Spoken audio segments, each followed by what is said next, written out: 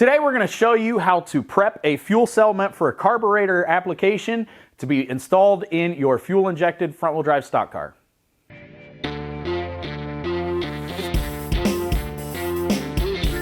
Okay, so the big thing that we need to address with this particular cell is the lack of a return line.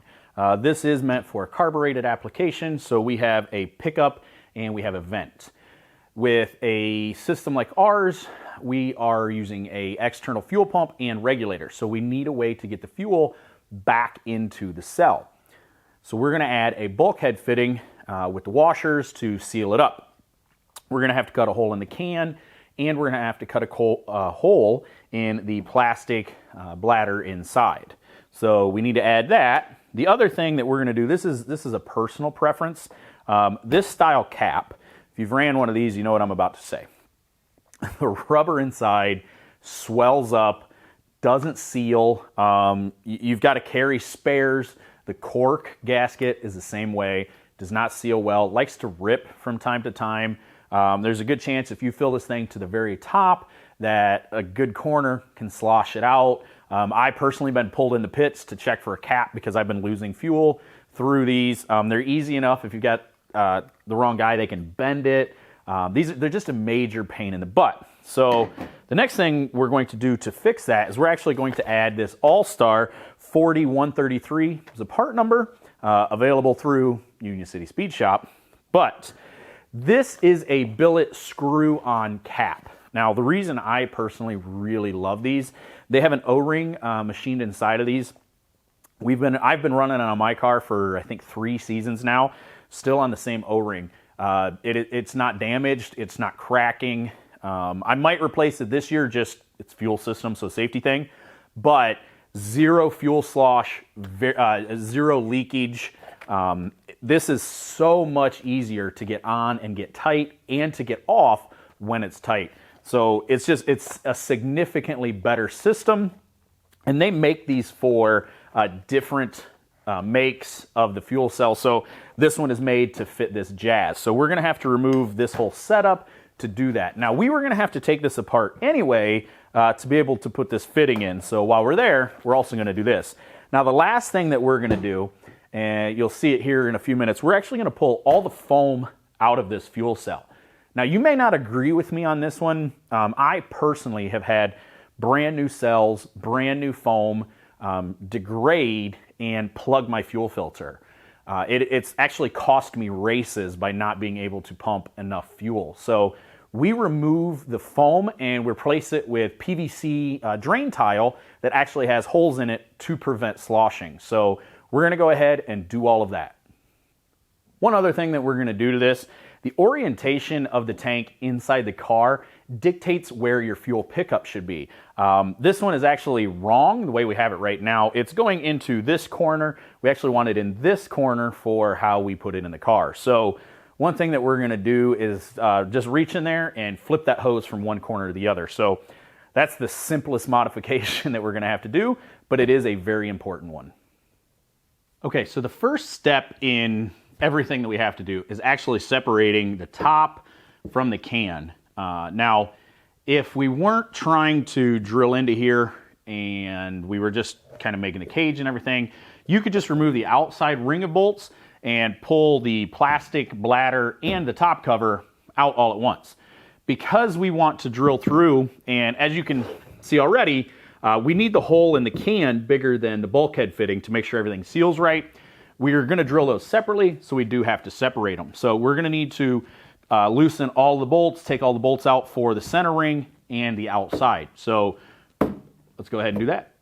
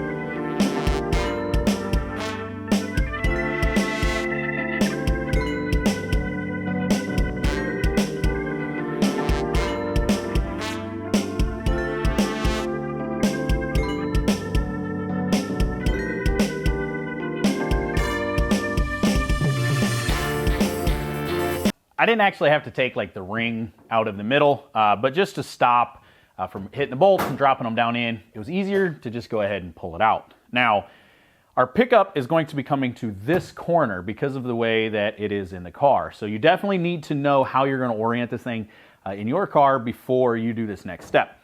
Because the pickup's here, we want to make sure the return doesn't go into this corner. The reason being, the fuel coming in under pressure can have a tendency to aerate a little bit as it enters back in.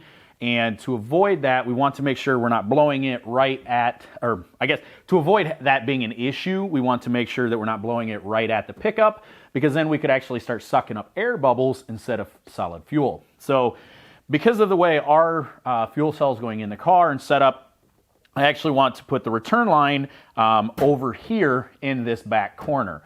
Now, once you have it in, I've never really had an issue with just having it spray down into the cell. You can put a line on the bottom side of that bulkhead fitting and direct it into a corner.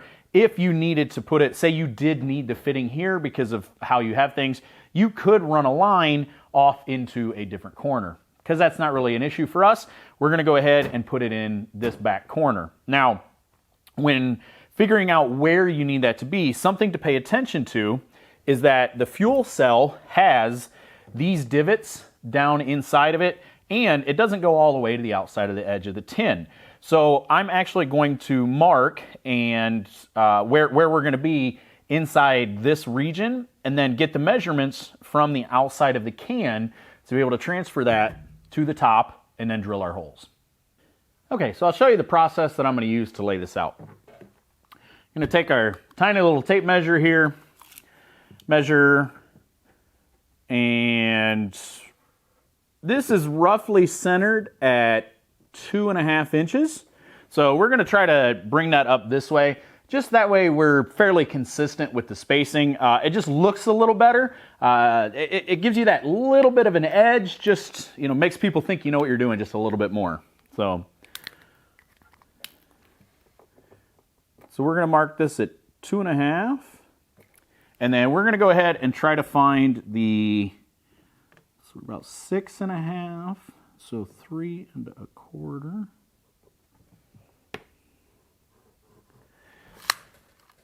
So this spot is roughly centered between our vent and the edge of the actual cell.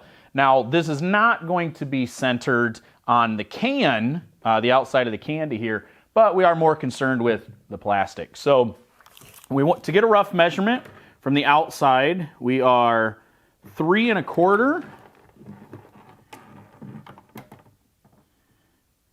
and 4.75. So we're going to go ahead and set this back up here. We're going to come in 3.25 and make a dot, and then come down 4.75, and that we're going to go ahead and draw our crosshairs. Now this doesn't have to be exact because we are kind of approximating. This outside hole is going to be much bigger than the inside hole, so we're good. Okay, now that we have these both marked, let's go ahead and drill them. Okay, to make the hole in the plastic can, we're actually going to use one of these Irwin step bits. Now, to find out exactly what size we need, I'm just taking my washer, kind of moving it down the steps, and it just barely, it's a little loose on this one, but it just barely doesn't want to fit the next one. So I'll show you a little tip that I use here. It's this step that we want, so we're going to go the step below it, and we're actually going to paint our step bit here on that step. Now, as you're spinning this around, you'll be able to see this silver line, and you're going to stop just before, so the step before that line. So as you're spinning that around, you'll see that line appear. Now, on this one, it probably would work a little better with a black marker, so I'm going to go ahead and grab one of those and actually switch it over to black so we can see it just a little better.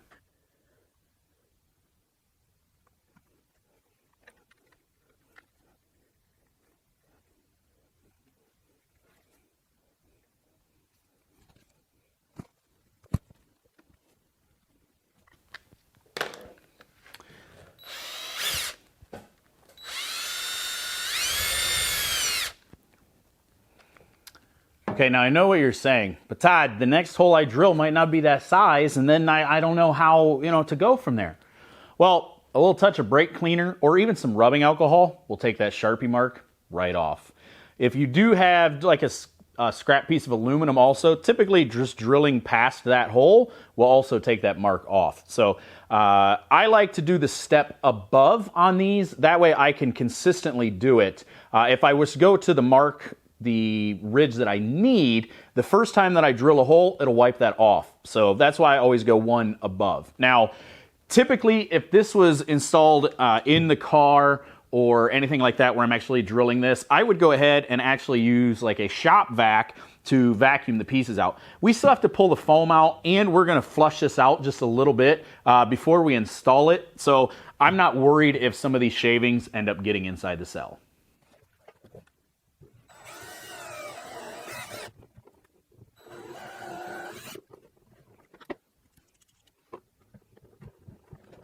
Okay, now I don't know if you can see this fully on the camera, but it didn't go all the way through on that step because that is kind of a narrow step. However, because the one below it was just slightly loose enough, we're actually able to take our bulkhead fitting and thread it in.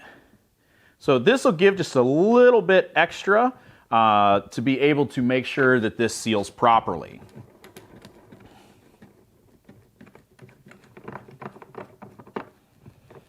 Okay, as you can see, we're inserted. So now we're on the bottom side, we're going to go ahead and put the nylon washer and the nut that goes on.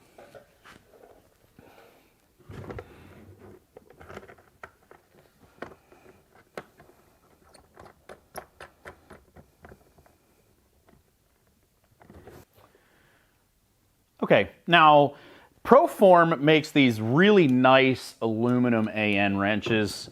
This one's an adjustable one. There's multiple different companies. This one's a Proform, so I know they do. There's multiple different companies that make these. These are super handy for tightening these fittings up because they don't mark up the fitting. So you keep them looking nice. Now, to tighten this up, I went ahead, just grabbed a 1-inch end wrench that I'm gonna use on the inside because I don't care if that one gets marked up as much.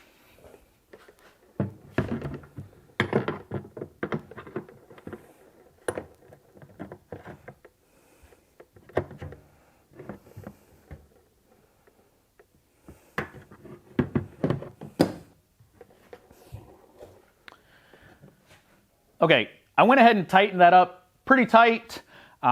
This is something that I check these fittings.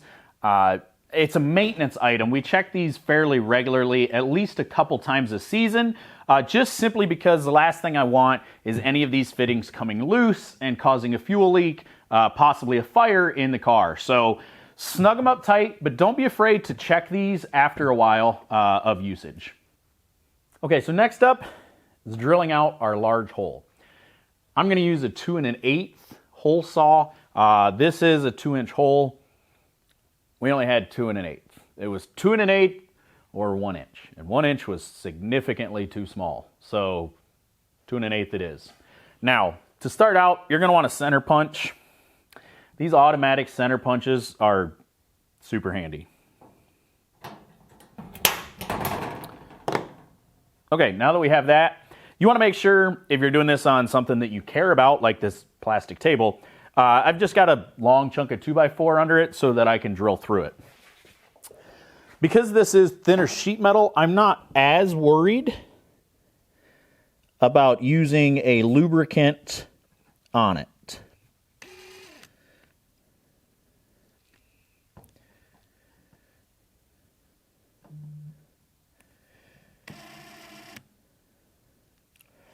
Okay, once you're centered up, go ahead and just give it the beans.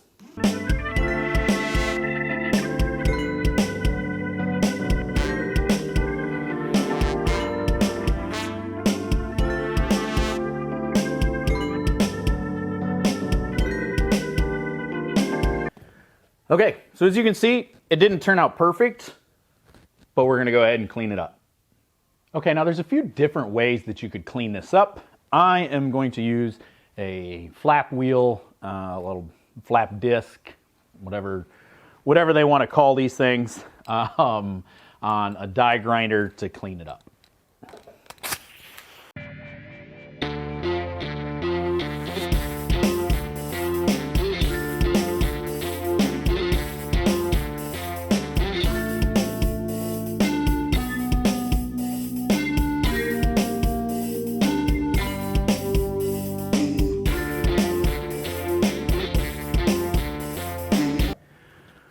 Okay, now the other thing I'm going to do real quick is actually run this deburr tool around it just to make sure there's no sharp edges. Being that this will rub against the plastic, we want to make especially certain there's nothing underneath that's going to rub through.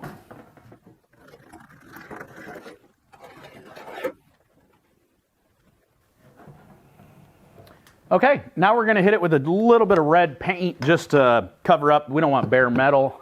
Once you have this hole cut out, deburred, and smoothed up, it is done as far as the return line is concerned. And if that's all you're doing, you can go ahead and reassemble this. Obviously, we have a few more steps to go before the fuel cell's done. Okay, so the next step, we're going to be removing the foam from inside of our cell. Now, I want to show you what we're going to be replacing it with. On the table here, you can kind of see, but we have these PVC pieces. Now, this was originally like a 10-foot section. We've went ahead and cut them down already. These are actually leftovers from the last one that we did, so that's why. Now, these have holes in them when you buy them. And we bought this, I think, Lowe's, Menards. They all kind of sell it. But what you need to do is one of two things. None of these that we've cut are square because you don't want them to sit on the bottom, allow them to fill up with fuel, and then not exit out of the bottom. So all of these that we cut out, as you can see, they're not square. So what happens is as they all get pushed in here and they squeeze up together, the bottoms don't actually touch the bottom all the way around. Now, if you do that one way, another is go ahead and put a notch in the bottoms. The idea is that the fuel is allowed to move around, the level will go up and down, but at the same time, you're not trapping it inside of these PVCs. So that's why we're putting these in. The fuel doesn't degrade them. We've never had any issue. I actually know guys that have been doing this for 10, 15 years that still have the same PVC in. We've ran into zero issues. We do pull out a couple pieces every year to check, but the idea is we're gonna pull the foam out and then we're gonna insert these in through the hole.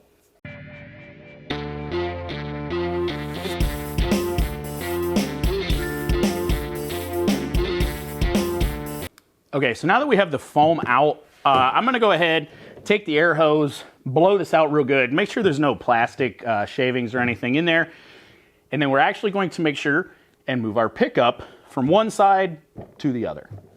This one just has a rubber hose, and it actually does have one of these plastic wings on it to kind of tuck it in the corner. If you don't have one, these are a really good thing to get. That's what we're talking about that goes on the end of these so that it doesn't quite suck to the bottom, but it does stay in the corner. So we're just gonna go ahead. We will have to loosen this up a little bit to rotate it to the other corner, but we're gonna go ahead and move that over and then put our plastic in. Okay, so because that was a push lock fitting inside there, we were actually able to turn it just on the hose versus having to loosen it up and actually turn it around. So now the next step is to fill it with these. Now obviously you want to try to fill one side and then the other and then take up the middle because you can't really, once you've got them here, you can't go past. So as you're doing it, you do want to pay attention. You want the holes to be as low as possible and then again making sure you have either your slots or the angled cut towards the bottom.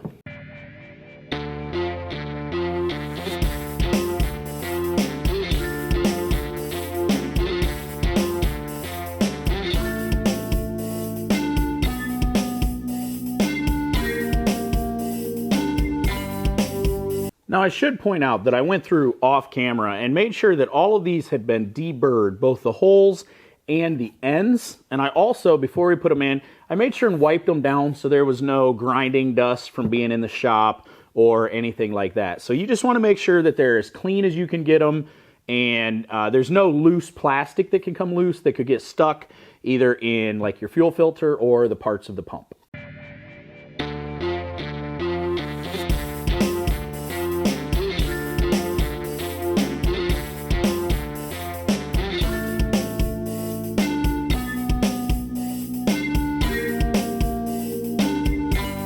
Okay, so that's all of them we're going to be able to fit in. Now, because of the pickup tube and just kind of the shape of it a little bit, they are a little bit loose in here.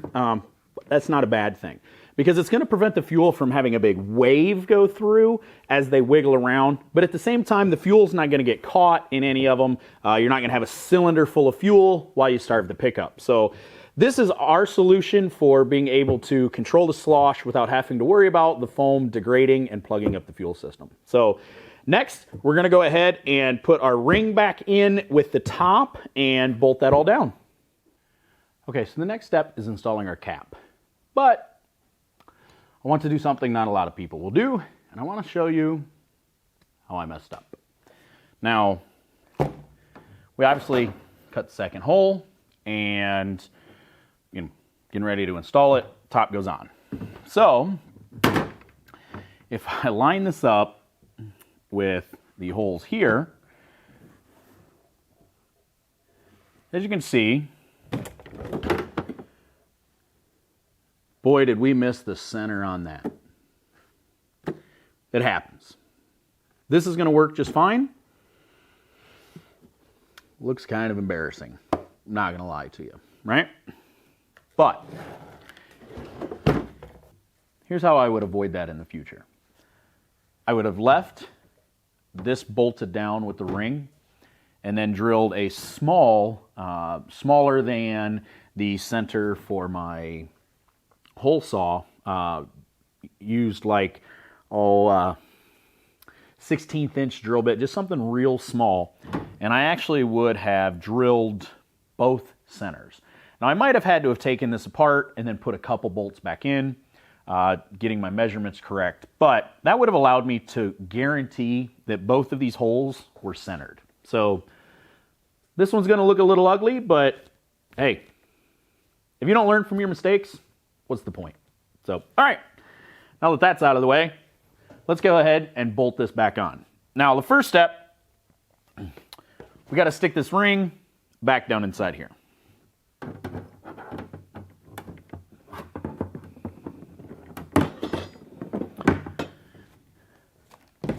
Okay, now the All-Star kit actually comes with these really nice button head screws. These, although very nice, are kind of a pain in the butt to hold while we're trying to put this together. So, here's what we're going to do. The other part of this, we need to make sure that our rubber gasket actually goes back down inside here.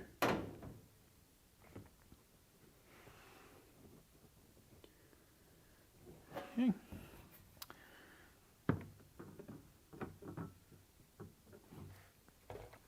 Rubber gasket's going to go back on top. And then we're going to line up our cap on here also. Now, before I actually stick this on there, because my hand does not fit through here, so I have to kind of carefully plan this out. Now, I do want to show you something else. The reason that we put all of these tubes in here first, they also will not fit through here. So, if you don't put those in before you put this on, well, you're going to be taking it all back apart again.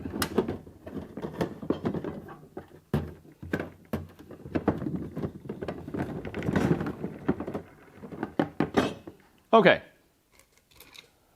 So now that we've kind of batted around the bush, I'm reusing these 1/4 inch bolts that actually came with the fuel cell.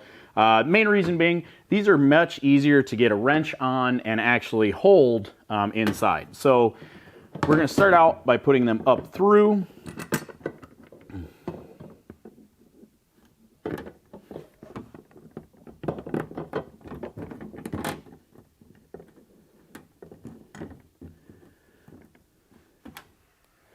Now the rubber gasket in this case will actually hold the bolt up as long as you don't have too much weight on the ring.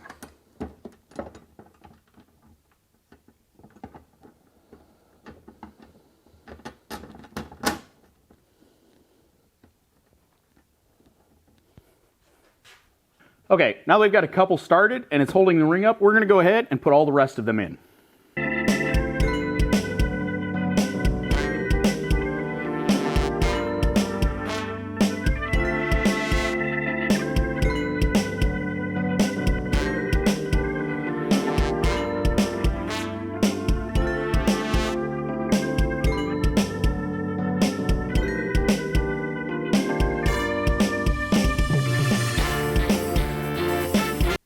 Once you have all the bolts installed, go ahead and put the new ring on.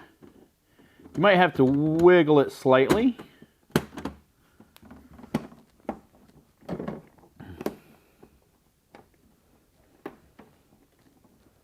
Okay. And then go ahead and put the nuts on.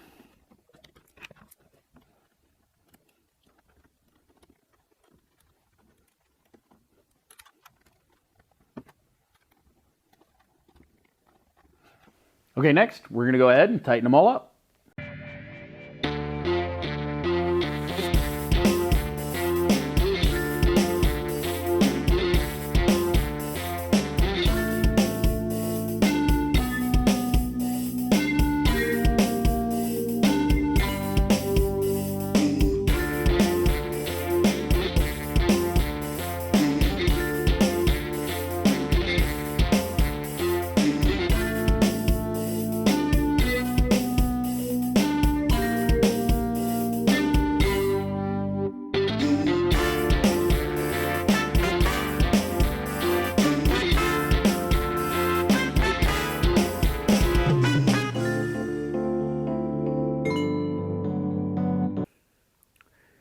This angle, you can see after it's tight how we definitely screwed that up, but we'll do better next time.